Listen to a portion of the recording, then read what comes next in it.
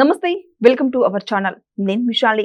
Social మీడియాలో ఎవరైతే సభ్యకరంగా పోస్టులు పెట్టారో వారు ఇప్పుడు వర్ర రవీందర్ రెడ్డి పోలీసులు కస్టడీకి తీసుకున్నారు. దీని మీద ఎలా ఉండబోతున్నారు మనం తెలుసుకుని పోయే ముందు రాజకీయ విశ్లేషకులు అడుసుమల్లి శ్రీనివాస్ గారు ఉన్నారు. వారిని అడిగి కొన్ని విషయాలు మనం తెలుసుకుందాం. నమస్కారం సార్. సార్, ఇప్పుడు వర్ర రవీందర్ రెడ్డి అసభ్యకరంగా పోస్టులు పెట్టాడు. సీఎం చంద్రబాబు నాయుడు గారి మీద కానీ, డిప్యూటీ సీఎం పవన్ కళ్యాణ్ గారి మీద కానీ, లోకేష్ గారి మీద కానీ అసభ్యకరంగా పోస్టులు పెట్టుకుంటూ వచ్చారు. సో ఇప్పుడు పులివెందుల పోలీస్ స్టేషన్ పోలీసులు కస్టడీకి తీసుకున్నారు.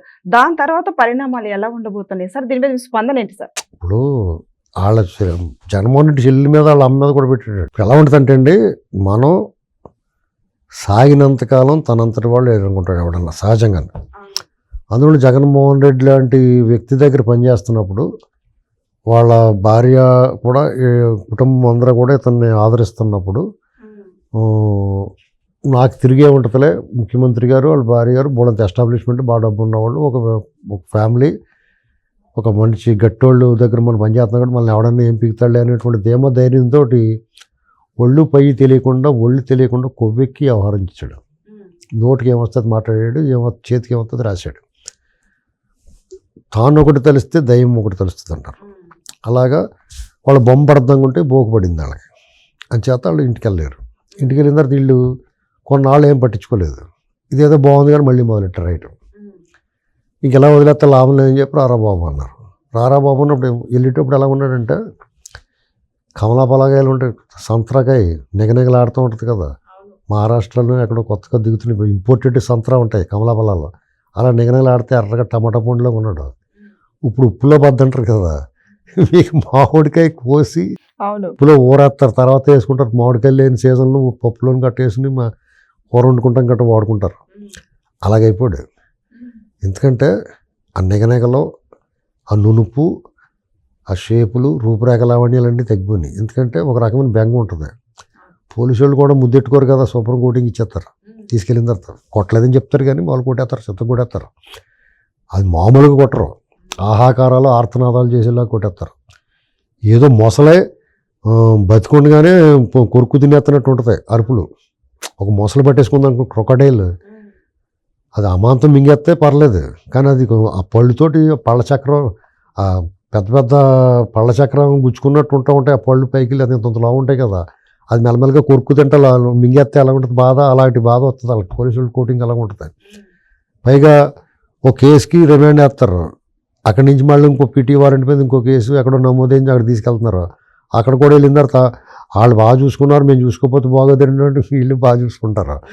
ఏంటండి ఒకరికొకరు కాంపిటీషన్ ఉంటుంది. పైగా అక్కడ మాకన్నా నువ్వు బాగా చూసుకోలేవరా అన్నారు వీళ్ళు, నీకన్నా మేము బ్రహ్మాండం చూసుకుంటామని వీళ్ళు చూసుకుంటారు. ఈ రకంగా అతను బాగా చూసుకుని అతను ఉప్పులో బద్దయిపోయాడు. అందుకనే అధికారం ఉందని, లేకపోతే మాకు తిరుగులేదని ఒళ్ళు కొవ్వెక్కి ఇష్టం వచ్చినట్టు ఆడవాళ్ళు, మహిళల పట్ల, వృద్ధుల పట్ల, గౌరవించదగిన వ్యక్తుల పట్ల, స్థాయి ఉన్న వాళ్ళ పట్ల నోరు పారేసుకుంటే ఇలాగే జరుగుద్ది, ఫలితం ఇలాగ ఉంటుంది అనేటువంటిది ఇది ఒక ఉదాహరణ. ఒళ్ళు దగ్గర పెట్టుకుని వ్యవహరించాలి ఎవడన్నాను. ఇతను లేకపోతే రాఘవరెడ్డి లేకపోతే ఇంకొక అతను, ఈ social media psycho batch, digital devils అంటారు వీళ్ళని, డిజిటల్ సైకోస్. ఈ మధ్యకాలంలో చెలరేగిపోయారు. ఆంధ్రాలో తగ్గింది. ఎవరికాడు ఎందుకు వచ్చిన కూడా బాబుని సైలెంట్ అయ్యారు. వీళ్ళు మళ్ళీ మొదలెట్టారు అనుకోండి, వీళ్ళందరినీ ఏరేస్తారు. బియ్యంలో రాళ్ళు ఏరినట్టు, అన్నంలో పురుగులు ఏరినట్టు, తోటల్లో చీడపీడలను తొలగించినట్టు వీళ్ళు ఖచ్చితంగా తొలగించేస్తారు. వీళ్ళు ఆ విషయంలో ఎక్కడా కూడా ఆనమం లేకుండా శుభ్రంగా ఆయింట్మెంట్, తామర వచ్చినోడికి గజ్జి తామర వచ్చింది అలాగే తొలగిస్తారో వీళ్ళందరూ తొలగించేది. ఇలా అలాంటి వీళ్ళు సమాజానికి, వీళ్ళ వల్ల సమాజం పాడైపోద్ది. ఇప్పుడు మీ ఇలాంటి పిల్లలు ఉన్నారు, మిమ్మల్ని ఏమనలేక ఏమీ చేయలేక మీ మానం మీద దెబ్బ కొడేస్తారు, వాళ్ళు అభిమానాన్ని దెబ్బ కొడేస్తారు. కొంతమంది తట్టుకునే వాళ్ళు ఉంటారు, తట్టుకోలేని వాళ్ళు ఉంటారు. అలా అవమానాలు పాలిపోయి ఆత్మహత్యలు కూడా చేసేసుకుంటారు కొంతమంది. ఇటువంటి సైకోగాళ్ళని లోపలే ఉండాలి, బయట ఉండకూడదు. ఆ పని కరెక్ట్గా చేస్తున్నారు పోలీసులు. ప్రభుత్వం కూడా మరింత కఠినంగా వ్యవహరించమని, ఒకవేళ ఆ పోలీస్ స్టేషన్లకి ఫస్ట్ ఎయిడ్ బాక్సులు కొంచెం ఎక్కువ పంపమని చెప్పేసి నేను సిఫారసు చేస్తే బాగుంటుందండి. నేను కోరుతున్నాను, ఫస్ట్ ఎయిడ్ బాక్సులు ఎక్కువ పంపాలి. ఆయింట్మెంట్లు ఇలాంటివి ఉన్నాయి, పెయిన్ కిల్లర్స్, ఆయింట్మెంట్లు ఎక్కువ సప్లై చేయాలి వాళ్ళకి. సప్లై చేస్తే ఫుల్ కోటింగ్ ఇచ్చేస్తారు వాళ్ళకి. కోర్టుకు వెళ్ళినప్పుడు ఏమి లేకుండా మామూలు కనపడతారు. ఎందుకంటే తప్పదు పొందునాశనం అంటే ఒక్కొక్కసారి ధర్మాన్ని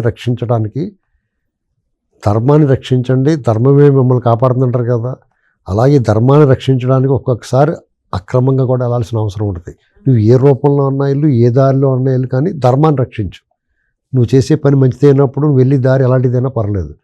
కాబట్టి ఇటువంటి సైకోల్ని, సోషల్ సైకోల్ని, డిజిటల్ డెవిల్స్ని దారిలో పెట్టడానికి, వాళ్ళ బుద్ధి మార్చడానికి ఇలా చేయాల్సిందే. వర్ర రవీందర్ రెడ్డి అనే కాదు, ఆ కళ్ళ కొంతమంది ఆడెవడ తేగదొక్కలాగా ఉంటాడు. ఆ పరిటాల రవీంద్ర వాళ్ళ సెంటర్కి వెళ్ళి పరిటాల శ్రీరామ్ వాళ్ళకి వార్నింగ్ ఇచ్చేసాడు ఒకడు. అసలు దానివల్ల ప్రమాదం ప్రాంతాల మధ్య, కులాల మధ్య, వ్యక్తుల మధ్య ఒక ఘర్షణ వాతావరణం, రెండు పార్టీల మధ్య ఘర్షణ వాతావరణం వద్ద చాలా ప్రమాదకరమైన వ్యవహారం అది. దాని మీద కూడా ఆడు లోపల ఆడికి తిప్పుతున్నారు. అలాగే ఒక అమ్మాయి ఉంది, ఆడపిల్ల. ఆ అమ్మాయికి ఎందుకంటే అనవసరంగానే ఇప్పుడు ఆడపిల్లలు కొంత పరిమితి ఉంటుంది కదా. ఇప్పుడు మగవాళ్ళని పూర్వం గదులు అలా పోయినా తీసుకెళ్ళి వాళ్ళు కొట్టినా, బట్టలు ఉడదీసి పాడేసినా, ఏం చేసినా పర్లేదు, ఆడపిల్లలకి కష్టం కదా. ఆ అమ్మాయికి బాధ అవుతుంది, కానీ ఏం చేస్తాం, తప్పించుకోలేరు వాళ్ళు, ఎందుకంటే తప్పదు ఆ విషయంలో.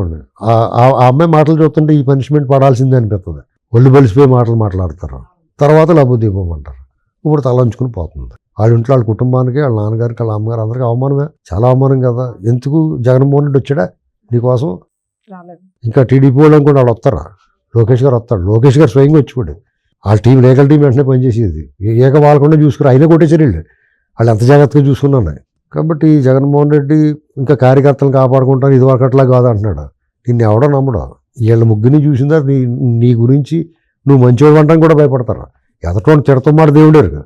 నిన్ను నమ్ముకుని ఎదటోళ్ళ మీద ట్రోలింగ్లు చేయటం, పచ్చిబూతులు మాట్లాడటం అనేటువంటి పక్కన పెడితే నిన్ను పొగుడుకుంటానికి అభ్యంతరం ఉంటుంది కదా.